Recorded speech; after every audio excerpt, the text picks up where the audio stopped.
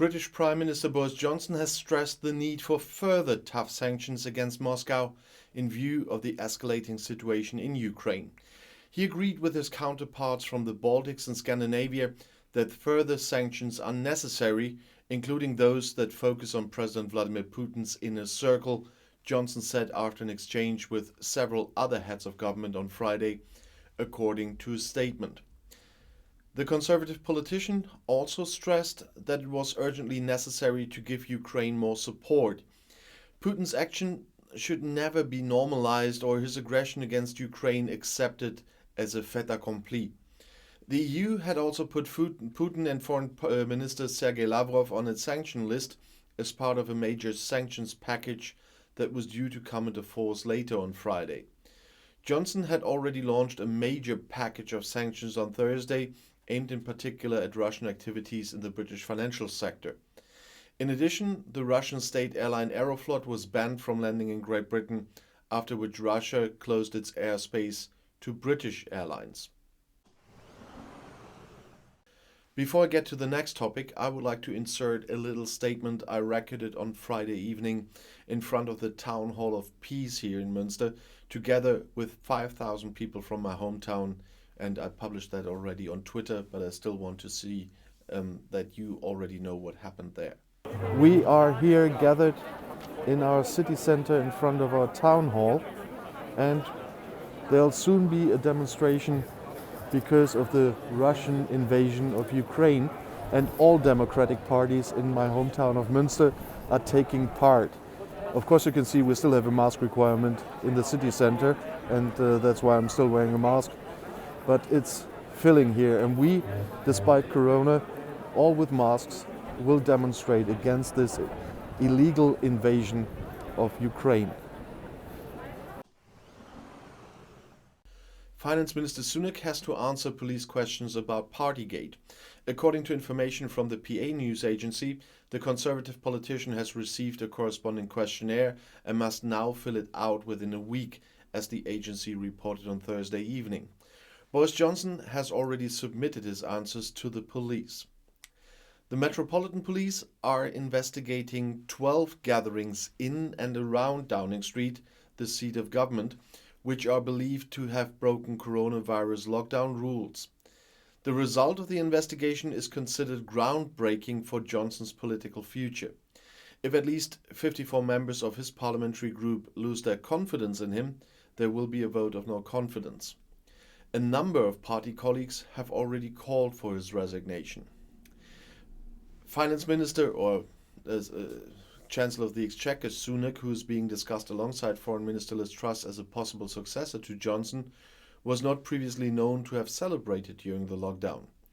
So far, it was said that in June he only walked into a room where a birthday party for Boris Johnson was taking place because a cabinet meeting was also scheduled there. Sunak was convinced in mid-February that he had not broken any corona rules. It was initially unclear why the 41-year-old was being questioned.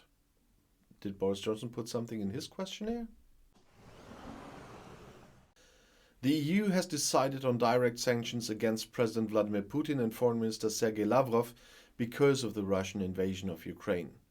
EU Foreign Policy Chief Josep Borrell said on Friday after a meeting of EU foreign ministers in Brussels that Putin and Lavrov are now on the sanctions list, along with those members of the Russian parliament who support this aggression. Borrell described the decision as an important step. The foreign ministers of the 27 member states had passed a corresponding legal act on Friday afternoon, as the German press agency learned from diplomatic circles. After the European Union, Britain is also imposing sanctions on Russian President Vladimir Putin and his foreign minister Sergei Lavrov. According to a government statement, British Prime Minister Boris Johnson said during a meeting of the NATO heads of state and government on Friday, the reason for this step is the revanchist mission of Putin and Lavrov, with which they wanted to eliminate the world order after the Cold War by attacking Ukraine. Johnson warned NATO leaders during their video link that Putin's intentions could go beyond the invasion of Ukraine. He called for Russia to be immediately excluded from the SWIFT payment system to do maximum harm to President Putin and his regime. And because people always asked, I do criticize my government big time for their lack of strength here. As announced, the US government also imposed sanctions on Putin and several of his ministers. Foreign Minister Lavrov, Defense Minister Sergei Shoigu, and the head of the Domestic Secret Service FSB, Alexander Botnikov, and other leading government officials are affected, as the US Treasury Department said on Friday evening. The White House had announced the sanctions against Putin and Lavrov a few hours earlier. Chelsea's Russian owner Roman Abramovich may never live in the UK again. This is reported by the English Sun, although you have to take it carefully what they report. The 55-year-old billionaire took up Israeli citizenship in 2018, which would theoretically allow him to stay in the UK for 6 months. However, Abramovich withdrew a corresponding request in the course of the alleged nerve gas attack on Sergei Skripal in Salisbury and subsequent criticism of Russian oligarchs. According to The Sun, the immigration authorities have now been instructed not to grant Abramovich a possible new application. This would mean he would never be allowed to live in Britain again. Any attempt on his part will likely be rejected. The Sun quoted an insider as saying, Abramovich is said to be close to Russian ruler Vladimir Putin, whose troops invaded Ukraine on Thursday. Abramovich owns a £152 million estate near Kensington Palace in London. His total wealth is estimated at £8.4 billion. He has owned Chelsea since 2003, with whom he won the Champions League in 2012 and 2021. Abramovich has not attended his club's games for months. On Wednesday, there were rumors that the assets of Abramovich and 2 other Russian oligarchs and 5 banks are to be frozen in England. Prime Minister Boris Johnson said Abramovich was not a target for action. He didn't explain why. Senior Labour MP Dame Margaret Hodge, meanwhile, described Abramovich and former Arsenal shareholder Alisher Usmanov as kleptocrats who stole from the Russian people. English Member of Parliament Chris Bryant made a similar statement. He said he had a document stating that the government monitored the oligarch for criminal activities in 2019. An example of this is when Abramovich admitted in court that he paid for political influence, Bryant explained. This document is now 3 years old, and yet, amazingly, almost nothing has happened. Of course, Mr. Abramovich should no longer be allowed to own a football club in our country. Of course, you have to consider it to confiscate his property, including his 150 million mansion.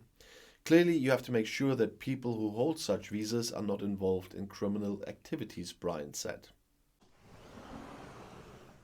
According to the UK Home Office, as of December 31st, 436,650 applications had been made by Portuguese citizens.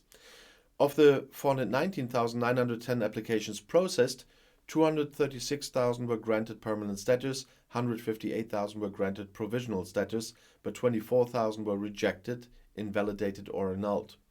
Permanent status or settled status is granted after 5 years of continuous residence in the country, but those who have been in the country for less than that are granted provisional status or pre-settled status until they have completed the required period of time. The report also reveals that 43,000 of the Portuguese applications were repeated, either to obtain authorization or to move from provisional to permanent status. Of the repeated Portuguese requests, 2,500 were rejected and 390 are still awaiting a response. Academic researcher Kuba Jablonowski said that the way the process works makes it difficult to determine the actual number of people in the EU Settlement Programme or EUSS.